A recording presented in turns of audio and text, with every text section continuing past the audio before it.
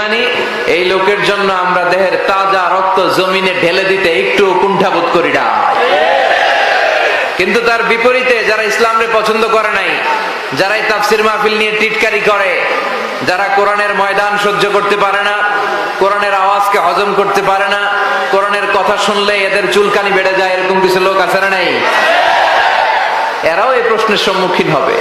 যারা ইসলাম বিরোধী, ইসলামের পক্ষের শক্তি নয়, ইসলামের বিপক্ষ শক্তি, সেদিন সব বিপত্তি ভয় তাদের জন্য। তাদেরকেও প্রশ্ন করা হবে, মার রব্বুক, তোর রব কে? সে বলবে লা আদরি, আমি জানি না। সে কি বলবে? সে আমাদের মতো উত্তর করতে পারবে না যে আমাদের রব আল্লাহ। সে বলবে আমি জানি না। আমার দিন, উত্তর ধর্মের নাম কি? সে বলবে এটাও জানি না। আমি কি যে জানি না ওইটাই জানি না। আচ্ছা, আরিফু হাযার রাজুল, দেখো তো এই লোকটারে চেনা যায় কিনা। কয় না, আমি কিচ্ছু চিনি না, আমি কিছুই মনে করতে পারছি না। তবে এই দুনিয়ার বুকে আমি সব সময় ইসলামের বিপক্ষে অবস্থান নিতাম। আমি ইসলামের বিপক্ষ শক্তি ছিলাম। আমি কোরআনের বিরোধিতা করতাম আর কোরআনের আওয়াজকে স্তব্ধ করার জন্য প্রোপাগান্ডা চালাতাম। এটা ছিল আমার আইডেন্টিটি। আমি এই মুহাম্মদের চিনি না, তবে তার বিরুদ্ধে আমি ফিল্ম বানাতাম, কার্টুন বানাতাম, ব্যঙ্গ ছবি বানাতাম, তার ফ্যামিলি নিয়ে গালি দিতাম, তার সুন্নাহকে আমি কটাক্ষ করতাম। এরকম টাকা আমাদের সমাজে আছে না নেই? তিনটা প্রশ্নের উত্তর সে করতে পারবে না। ফেরেশতারা বলবে লা দারাইতা ওয়ালা তালাইতা, তুই তো কিছুই পারলি না রে, পোড়া কপাল। ফায়ুতরাকু বিমাতারিকা মিন হাদিদ, এবার লোহার হাতুড়ি দিয়ে ওরে পিটানো শুরু হবে। নাউজুবিল্লাহ পড়বেন না? পিটাতে পিটাতে ওর গায়ের গোশত আর হাড্ডিগুলো থেতলে ফেলা হবে। আর জমিনকে বলা হবে ইকালু লিল আরদি ইলতামি, জমিন দুই দিক থেকে চাপা দাও। জমিন দুই দিক থেকে চাপা দিবে। ফাতাখতালিফা আদলাউ, ওর পাজরের হাড্ডিগুলো এপাশেরটা ওপাশে চলে যাবে, এপাশের হাড্ডি এপাশে চলে আসবে। হাত্তা সাআ, কিয়ামত পর্যন্ত এই আযাব চলতেই থাকবে। আল্লাহ, ওই অন্ধকার কবরে যেখানে কেউ থাকবে না, আমাদেরকে ওই আযাব থেকে তুমি বাঁচিয়ে দিও। কিয়ামত পর্যন্ত চলতে থাকবে। আর যারা আপনারা প্রশ্নের উত্তর করতে পারবেন, ফেরেশতারা বলবে আহলান সাহলান, কংগ্রাচুলেশন, খুশ আমদেদ, খুশ আমদেদ, তোমার জন্যই আছে কল্যাণ আর মঙ্গলের বার্তা। ফায়ুফসাহু লাহু কবরুহু ৭০ যিরাআন, তার কবরকে ৭০ হাত প্রশস্ত করে দেয়া হবে। ইফতাহু লাহু বাবুন ইলাল জান্নাহ, তার কবর থেকে জান্নাতের দিকে একটা দরজা খুলে দেয়া হবে। জান্নাতের ঠান্ডা হিমেল বাতাস এসে তার গাটাকে সিক্ত করে দিবে, ঠান্ডা করে দিবে। সুবহানাল্লাহ পড়েন। ওয়া ইউলবাসু মিন লিবাসি আহলিল জান্নাত, জান্নাতীদের পোশাক তার গায়ে পরিয়ে দেয়া হবে। সুবহানাল্লাহ পড়েন। The dress will be in paradise with fine green silk with a gold embroidery. যারা জান্নাতে যাবে তাদের পোশাক হবে সবুজ রঙের। কোন রঙের? সবুজ রঙের পাতলা মিহি সিল্কের কাপড় দিয়ে পোশাক, আর ওই পোশাকের উপরে স্বর্ণের গোল্ডের এমব্রয়ডারি করা ডিজাইন থাকবে। এই পোশাক তারে পরিয়ে দেওয়া হবে। আর বলা হবে নাম কানাউমিল আরুস, বাসর রাতে কনেকে নিয়ে বর যেমনি ঘুমায় তুমিও ঘুমাও। সুবহানাল্লাহ পড়েন। ইসরাফিলের সিঙ্গার ফুৎকার ছাড়া তোমার এই ঘুম কেউ ভাঙাতে পারবে। তার মানে ওই কবরে আমাদেরকে যেতেই হবে, ওই কবরের বাড়িতে আমাদের ঢুকতেই হবে, ওই কবর থেকে মাফ পাওয়া যাবে। কথা বলেন। একদিন মাটির ভেতরে হবে ঘরে, মন আমার কেন বান্ধ দালান ঘর, প্রাণ পাখি উড়ে যাবে পিঞ্জর ছেড়ে, ধরা ধামে সবই রবে তুমি যাবে চলে, বন্ধু বান্ধব যত মাতা পিতা দ্বারা সুত সবই হবে তোমার পরে, মন আমার কেন বান্ধ দালান ঘর, একদিন মাটির ভেতরে হবে ঘরে, মন আমার কেন বান্ধ দালান ঘর। ঠিক কিনা? ওই মাটির ঘরে আমাদেরকে যেতেই হবে। বিষ্ণু বললেন এই সূরাতুল মুলক যার সিনায় থাকবে, যে তেলাওয়াত করবে, তার ওই কবরের বুকে কোনো আযাব হবে না। মানে নাজাতুম মিন আযাবিল কবর শাফাআত লিসাহিবিহা। এই সূরাটা যে এই সূরার তেলাওয়াতকারীর পক্ষে আল্লাহর কাছে সুপারিশ শুরু করে দিবে। কোরআন যদি সুপারিশ করে, ওই সুপারিশ আল্লাহ ফেলে দিতে পারবে? নাকচ করতে পারবে? রিজেক্ট করতে পারবে? মাননীয় পররাষ্ট্রমন্ত্রী যদি মাননীয় প্রধানমন্ত্রী শেখ হাসিনার কাছে কোনো বিষয়ে সুপারিশ করে, মাননীয় প্রধানমন্ত্রী ওটা রিজেক্ট করতে পারে? কথা কন, রিজেক্ট করতে পারে? তেমনি কোরআনও যদি আল্লাহর কাছে কোন ব্যক্তির ব্যাপারে সুপারিশ করে, ওই সুপারিশটা কবুল করবে কে? আবার বিশ্বনবী বললেন খাসামাত আন সাহিবিহা, এই সূরাটা কিয়ামতের দিন আল্লাহর সামনে দাঁড়িয়ে যে ব্যক্তি এই সূরা তেলাওয়াত করেছে তার জন্য আল্লাহর সাথে তর্ক করবে। কি করবে? তর্ক করবে। কতক্ষণ? হাত্তা আদখালাহুল্লাহুল জান্নাহ, যতক্ষণ না আল্লাহ তাআলা এই লোকটাকে জান্নাতে ঢুকায় না দেয় ততক্ষণ পর্যন্ত আল্লাহর সাথে এই সূরা তর্ক বিতর্ক চলতেই থাকবে। চিল্লায় বলেন আল্লাহু আকবার। আবার বিশ্বনবী বললেন মান ক্বারা বিহা ফি লাইলাতিন ফাকাদ আকসারা ওয়া তাবা, রাত্রি বেলা যে ব্যক্তি সূরাতুল মুলক তেলাওয়াত করবে তার পুরো রাত্রিটারে বরকতময় করে দিবে কে? এজন্য বিশ্বনবী বলতেন আমি চাই আমার প্রতিটা উম্মতের হৃদয়ে এই সূরাটা গাঁথা থাক। আমি চাই সবার এই সূরা মুলক মুখস্থ থাক। তাদের মুখস্থ নাই, তারা এই বৃষ্টি স্নাত দুপুরে আল্লাহর কাছে ওয়াদা করে যে আল্লাহ আমরাও এই সূরাটা মুখস্থ করব। রাজি আছি সবাই? মাত্র 30 আয়াত। কয় আয়াত? এক মাসে কয় দিন? কথা বলেন। প্রতিদিন এক আয়াত করে মুখস্থ করলে লাগবে কয় দিন? সামনের এক মাসে এটা মুখস্থ করা যাবে? আমার কথা শুনে অনেকে সূরা মুলক মুখস্থ করছে। আমারে ফেসবুকে অনেকে মেসেজ পাঠায়। আপনারা ফেসবুক ইউজ করেন তো? হ্যাঁ, হুজুর এটা ছাড়া চলে? হ্যাঁ, ভাত না খেয়ে থাকতে পারি, ফেসবুক ছাড়া থাকতে পারি না। প্রিয় ভাইরা, ফেসবুকটা যেন ভালো কাজে লাগাই। কিছু ভালো ভালো ইসলামিক পেজ আছে, ইসলামিক পেজ, শিক্ষণীয় পেজ, যারা চমৎকার চমৎকার রিমাইন্ডার দেয়, মেসেজ দেয়, শিক্ষণীয় বিষয় পোস্ট করে, ওগুলো লাইক দিয়ে রাখবেন। ওগুলো কি দিবেন? ওই পেজগুলো লাইক দিয়ে রাখলে ওগুলোর আপডেট পাবেন, শিখতে পারবেন, জানতে পারবেন, জান্নাতি হতে পারবেন, জীবনটারে আলোকিত করতে পারবেন। ঠিক কিনা? আর যদি সালমান খানের পেজে লাইক দিয়ে রাখেন, ঐশ্বরিয়া রায়ের একটা পেজ আছে, যদি লাইক দিয়ে রাখেন প্রতিদিন পাবেন কুছ কুছ হোতা হ্যায়। কি পাবেন? আর পাবেন তুঝে দেখা তুহে জানা সনম। আছে না নাই?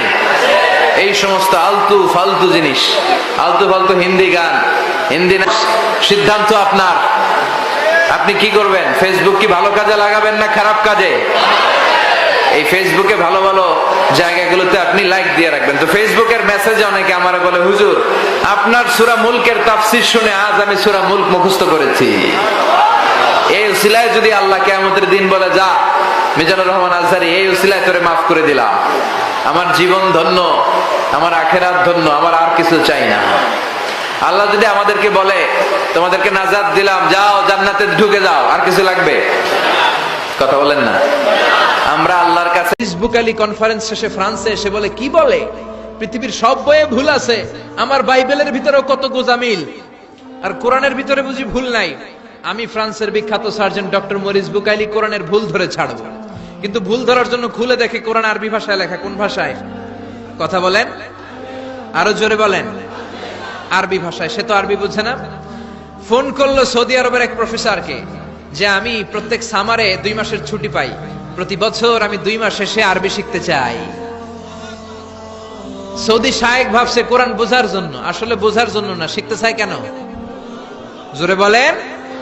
ভুল ধরার জন্য। 5 বছর সে সৌদি আরবে এসে তার ছুটির সময়টা সে সৌদি আরবে কাটিয়ে 5 বছরে আরবি ভাষা শিখেছে। হেদায়েতের জন্য নয়, ভুল ধরার জন্য। 5 বছর শেষ। এবার সে কোরআন খুলে দেখে বিসমিল্লাহির রহমানির রহিম থেকে সূরা নাস পর্যন্ত যাই পড়ে তাই বুঝে, এমন আরবি শিখছে। কিন্তু যতই পড়ে অবাক হয়, যতই পড়ে পাগল হয়ে যায়। সে বলে সাগর জলের কথা, মহাকাশের কথা, পাহাড়ের কথা, মরুভূমির কথা, এমব্রয়োলজির কথা, অ্যাস্ট্রোলজি, কসমোলজি, বুটানি, হিউম্যান অ্যানাটমির কথা, কোনো কথাই তো কোরআনে আল্লাহ বাকি রাখে নাই। কোন তথ্য উপাত্তের দিক থেকে আল্লাহর কোরআনে ডক্টর মরিস বুকাইলি একটা ভুলও খুঁজে পায় নাই। কোন সুবহানাল্লাহ। সে কনভার্টেড মুসলিম হয়েছে, কালিমা পড়ে মুসলমান হয়ে নিজের নাম রেখে দিয়েছে সুলাইমান। সুবহানাল্লাহ পড়েন। এজন্য কোরআনের সাথে যারাই লাগে সম্মান বাড়ায় দেয় কে? জোরে বলেন কে? কোরআনের সাথে চেয়ার লাগালে চেয়ারের মর্যাদা বাড়ায় কে? কোরআনের সাথে টেবিল লাগলে টেবিলের মর্যাদা বাড়ায় কে? কোরআনের সাথে কাপড় লাগলে কাপড়ের মর্যাদা বাড়ায় কে? তো কোরআনের সাথে যদি আশরাফুল মাখলুকাত লাগে তাদের মর্যাদা কি বাড়ে না? ইউনাইটেড স্টেটস অফ আমেরিকাতে একটা কনফারেন্স হয়েছিল। ওই কনফারেন্সটা হচ্ছে পৃথিবীর যত ধর্মগ্রন্থ আছে সবগুলো ধর্মগ্রন্থের 10 মিনিটের আবৃত্তি শোনানো হবে। কয় মিনিট? চিল্লায় বলেন। ওখানে গিয়েছে শ্রীমত ভগবত গীতা, গিয়েছে বাইবেল, ত্রিপিটক, দশাতীর, বেদ, পুরাণ, রামায়ণ, দীঘানিকায়া, ইয়াহবিস, সেকারডেটাল, Talmud, Torah, old testament, new testament, Zend Avesta এবং আল্লাহর কোরআনও। কোন সুবহানাল্লাহ। চীনের প্রাচীন ধর্ম কনফুসিয়াসের পাণ্ডুলিপি গিয়েছে। যারা আগুনকে পূজা করে, অগ্নি উপাসক, আগুন দেখলে নমস্তে নমস্তে গায়, তারাও গিয়েছে। 10 মিনিট করে সময়। এই কনফারেন্সের উদ্দেশ্য হচ্ছে এইটা চেক করা, in order to check which book, which recitation of the holy book is the most excellent recitation ever. কোন বইয়ের আবৃত্তিটা বেশি সুন্দর লাগে। 10 মিনিট করে সময়। সব ধর্মের ধর্মীয় কিতাবের শায়েকরা, গুরুরা, ধর্ম নানকরা আর ফাদাররা আর কারীরা বসেছে। বিচারকের সামনে 2টা বাটন, একটা গ্রিন বাটন, একটা রেড বাটন, একটা সবুজ বাতি, একটা লাল বাতি। আবৃত্তির সময় 10 মিনিট। চিল্লায় বলেন কয় মিনিট? সবুজ বাতিতে চাপ দিলে আবৃত্তি শুরু, রেড বাটনে চাপলে আবৃত্তি শেষ। প্রথমে ডাকা হয়েছে শ্রীমত ভগবত গীতা। 10 মিনিটের জন্য যে পড়তে শুরু করেছে, ওম নমো ভগবতী বাসুদেবায়। 10 মিনিট পড়েছে। পড়ার পরে বিচারক রেড বাটনে প্রেস করেছে, সময় শেষ, নেমে গিয়েছে। এরপরে ডাকা হয়েছে ত্রিপিটক, বিনয় পিটক, শাম পিটক, অভিধর্ম পিটক মিলে 3টা পিটক। এটা বৌদ্ধ ভাইদের কিতাব। এরা বলে ওম শান্তি, ওম শান্তি। আসলে মিয়ানমারে ওরা যা করছে ওদের বলা দরকার ওম অশান্তি, ওম অশান্তি। ওরা বুদ্ধাং শরণং গচ্ছামি, ধাম্মাং শরণং গচ্ছামি পড়তে পড়তে 10 মিনিট শেষ, চলে গেল। এরপরে ডাকা হলো দশাতীর, দশাতীরের ওরাও পড়লো। এরপরে ডাকা হলো গ্রন্থ সাহেব, পড়লো। জিন্দাবেস্তা পড়লো 10 মিনিট। এরপরে ডাকা হলো ভ্যাটিকান সিটির পোপকে। গত মাসে পোপ আসছিল না? এই পোপের আগের পোপ, তাকে ডাকা হলো to recite the Holi Bible for 10 minutes. 10 মিনিটের জন্য বাইবেল পড়তে আসেন। উনি এসে ওনাদের বাইবেল পড়ে গেল 10 মিনিটের জন্য। ওনার বাড়ি হচ্ছে ভ্যাটিকান সিটিতে, ইটালির রোমের মাঝখানে স্বায়ত্তশাসিত একটা আলাদা দেশ আছে। ওইখানে শুধু পোপরা থাকে, যারা বিয়ে টিয়ে না করে, খ্রিস্টানদের ফাদার, প্রোটেস্ট্যান্ট, অর্থোডক্স আর রোমান ক্যাথলিক, ওরা সেইখানে রাজ্য স্থাপন করেছে। গোটা বিশ্বের খ্রিস্ট ধর্মকে তারা চালায়। তারা 10 মিনিট সব ধর্ম গ্রন্থের আবৃত্তি এবং তেলাওয়াতের পরে সর্বশেষে মুসলমানদের ধর্মগ্রন্থ কোরআন আবৃত্তি করার জন্য ডাকা হয়েছে। এসেছে মিশরের কারি Abdul Basit ibn Abdus Samad. যারা ওনার তেলাওয়াত শুনেছেন দেখবেন উনি তেলাওয়াত করে আবার সময় নেয়, আধা মিনিট শ্বাস নেয়, আবার লম্বা দম নিয়ে তাল লয় নিয়ে টান দেয়, আবার পিছন থেকে টান দেয়। তাকে ডাকা হলো now the representative of Muslim community Abdul Basit ibn Abdus Samad will now recite the holy book Quran for 10 minutes. মিশর থেকে আসা মুসলিম জাতির প্রতিনিধি তাদের ধর্মগ্রন্থ কোরআন নিয়ে এবার 10 মিনিট তেলাওয়াত করবে। কয় মিনিট? 10 মিনিট। উনি দাড়ি রাখেন না, ক্লিন শেভ, পাতলা একটা চাদর আর জুব্বা পরে চলে এসেছে মাইকের সামনে। এসে আউযু বিল্লাহি মিনাশ শাইতানির রাজীম বলে টান দিয়েছে। সুবহানাল্লাহ। সময় কয় মিনিট? উনি সূরা ফাতিহা পড়তে সময় নিয়ে নিয়েছে 13 মিনিট। সুবহানাল্লাহ। শ্রীমত ভগবত গীতাওয়ালারা হাততালি দেয়, সময় শেষ, কোরআন গেছে।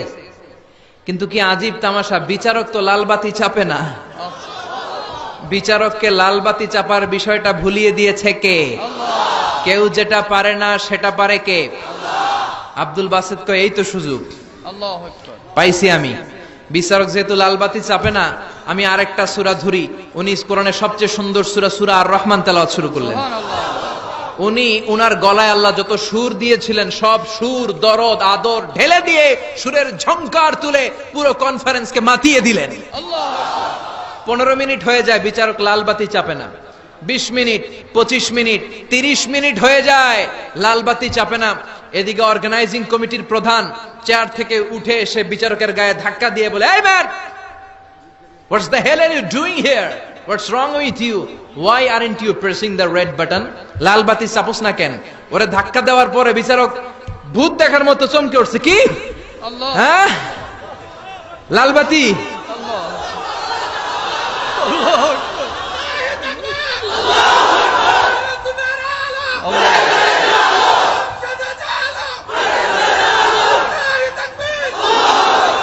অর্গানাইজিং কমিটির চেয়ারম্যান যখন ধাক্কা দিছে, why aren't you pressing the red button, তুমি লাল বাতি চাপো না কেন?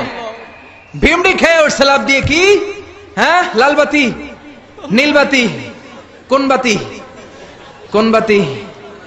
হুশ নাই, ওর হুশ নিয়ে গেছে কে? আবার যখন আব্দুল বাসিদের তেলাওয়াতের দিকে তাকায় আবার বেহুশ।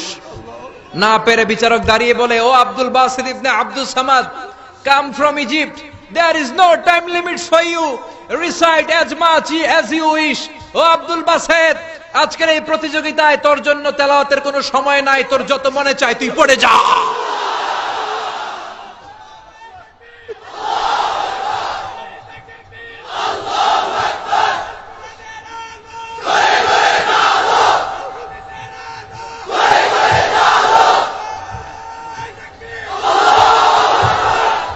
চল্লিশ মিনিট সময় ধরে গোটা মুসলিম বিশ্বের অহংকার, মিশরের সবচেয়ে বড় কারি Abdul Basit ibn Abdul Samad গলার সব দরদার সুর উজাড় করে কনফারেন্স রুমে সূরা আর রহমান তেলাওয়াত করলেন। কনফারেন্স শেষ হলো, ওই বিচারকের বিরুদ্ধে মামলা হলো তিনটা। কয়টা? যেহেতু আন্তর্জাতিক কম্পিটিশন, আন্তর্জাতিক আদালতে মামলা, সুইজারল্যান্ডের দি হেগে মামলা। হ্যান্ডকাফ পরিয়ে বিচারককে নেওয়া হয়েছে। মাননীয় আদালত বলে, why made you partiality between the books? You have given to Bible 10 minutes, you have given to Srimata Bhagavata Gita 10 minutes, you have given to Tripitaka 10 minutes, why have you given extra 30 minutes for Quran? সব ধর্মগ্রন্থরে 10 minute দেওয়ার কথা, বাইবেলরে দিলি 10, শ্রীমত ভগবত গীতারে দিলি 10, ত্রিপিটকরে 10, কোরআনরে অতিরিক্ত 30 minute, মানে আগের 10 আর 30 মিলে 40 minute দিলি কেন? বিচারক বলে, Honorable Judge, I have a humble question to you. মাননীয় আদালত, আমার একটা বিনয়ের প্রশ্ন আছে। আদালত তো টাসকি খেয়ে গেছে, কিরে আমার এবার প্রশ্ন করে কেন?